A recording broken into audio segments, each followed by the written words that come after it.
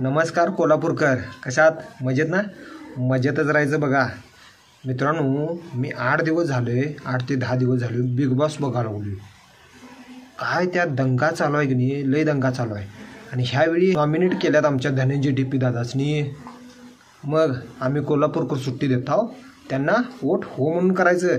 ह्या 1 नंबरला वोट करायचं बघा तुम्ही सगळ्यांनी. काय करायचं?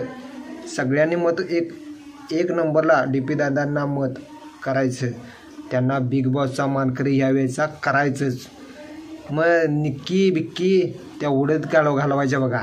ती लय बोलते, फाड फाड फाड फाड जीभ अशी चचर बोलते की नाही, तिची जीभ छाटायलाच पाहिजे बघा. आणि मग छोटा पुढारी घनश्याम त्याला तरी प्रत्येकाने नॉमिनेट केलं आहे. ही त्याला नॉमिनेट केलं आहे, सूरजनं केलं आहे, त्यानंतर प्याडी दादाने केलं आहे, भरपूर जणांनी नॉमिनेट केलेलं आहे त्याला. आणि जान्हवीने केलं आहे.